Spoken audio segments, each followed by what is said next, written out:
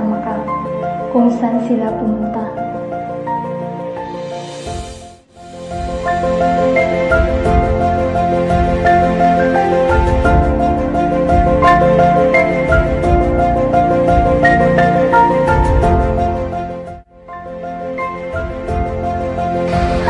Talagang gawin natin dito.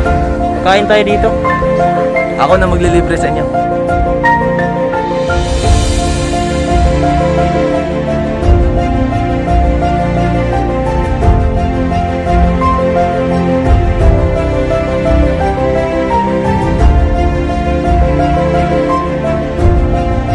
Gusto ba kayo? Oo, siyempre.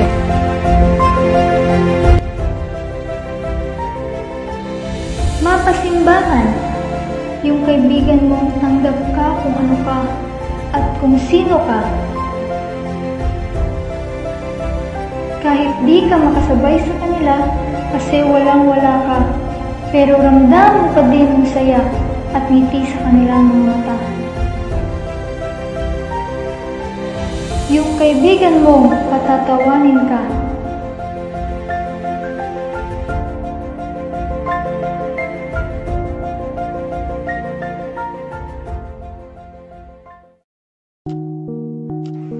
pero lahat ng iyon ay may hangganan din pala.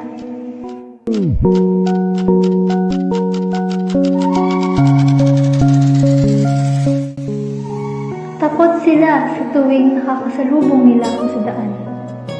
Iniiwasan na para bang may nakakahawa akong sakit na pwede nilang ikamatay.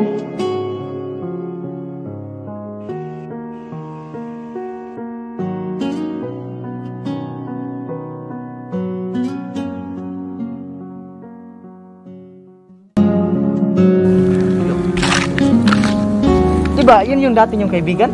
Yan na yan. Oo nga tol, siya yung dati naming kaibigan. Nakakahiya kasi sama yun tol. Kasi pag tuwing may gala kami magbabarkada, palaging wala yun. Wala sa forma, lahat. Pabigat lang yun sa amin tol. Kaya punta na tayo. Huwag mo na intindihin yun. Ganun pala. Tayo na? Tara.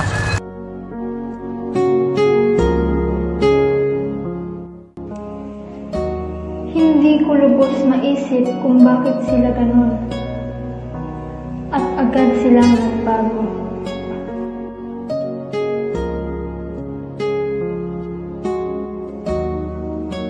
Mga taong tinuring ko ng pamilya, minahal ko na. Ang mga ito ay ang mga kaibigan ko.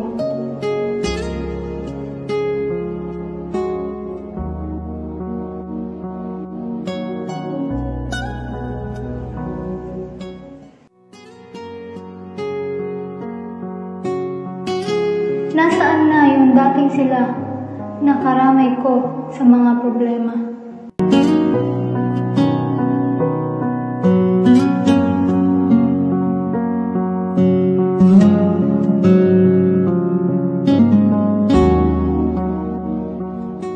Minsan naisip ko na sana nandito na sila sa tabi ko.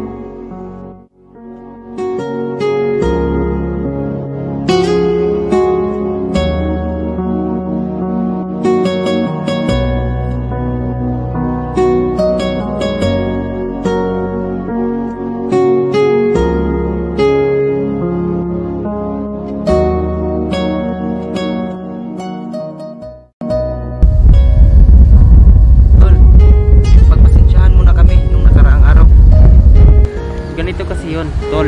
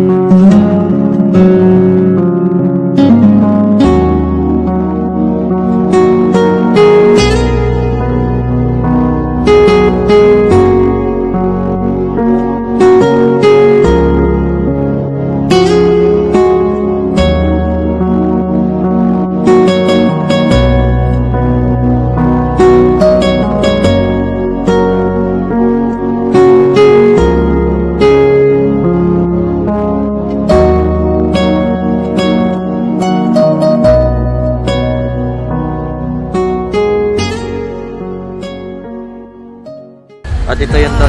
Sa likod nito may liwanag. Akala ko to, nagbago na kayo. Hindi na ako mahalaga. Pero mali pala yung hinala ko.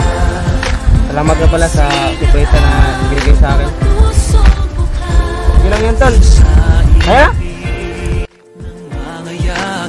Maraming mga tao ay lumakad sa loob at sa labas ng iyong buhay. Ngunit ang tunay na kaibigan lamang ang mag-iwan ng mga bakas ng paa sa iyong puso. Yan ang himig ng pag-ibig.